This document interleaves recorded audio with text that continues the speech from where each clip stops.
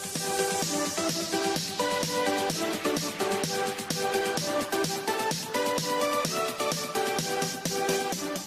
everyone, I'm Mix and welcome back to my YouTube channel, Megishi Vlogs. So for today's video, share ko sa inyo kung paano ko nililinis yung limestone dito sa coffee machine. Yan, ito yung lagyanan ng tubig sa coffee machine.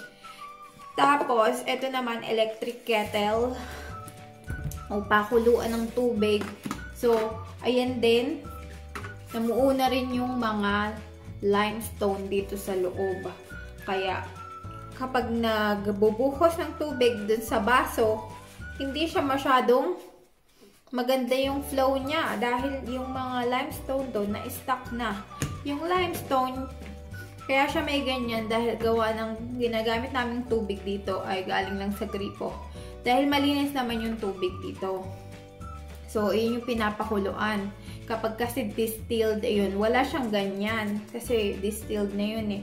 Pero dahil galing siya sa gripo, kaya namumuo dyan yung mga limestone na pwede mag-cause ng nagbabara siya sa gilid-gilid. Pero safe naman yan. Safe naman yung limestone. Kapag iniinom kasi yan ay rich in calcium na maganda din sa katawan. Pero hindi siya maganda dito. Tignan nyo, oh, para siyang ano na, luma.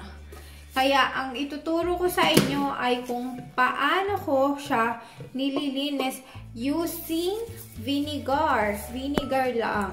So, lahat ng kusina siguro, lahat kayo meron kayong vinegar. Kaya, yun lang yung kailangan natin gamitin. Kaya, let's start na. Kita nyo? Diba? Sobrang mukhang madumi na siya. Gawa ng mga namuong limestone. So, unang gagawin ay lagyan ng tubig tong electric kettle.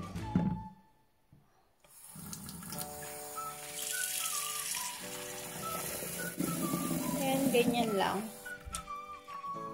Kung saan umabot ang limestone dun sa loob. Itong suka. Ayan. Tapos, lagyan natin dito sa, nilagyan ko kaninang tubig. O, ayan, halo.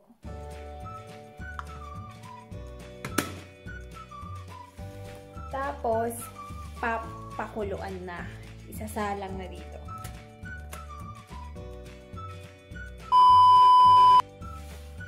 Tapos, ito naman, dahil hindi siya sinasalang doon sa kuryente, bubuhusan mo na lang siya ng suka.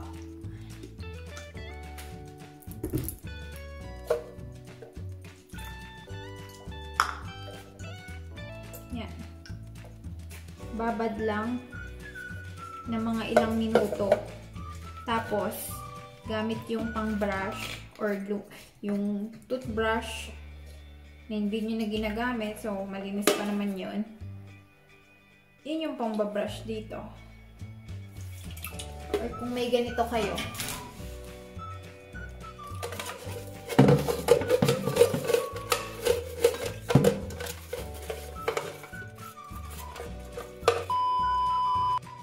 So, kumukulo na siya. Ayan. Tapos na. Tapos na. Tingnan natin yung loob. Dahan-dahan lang. This is very dangerous. Mainit yan.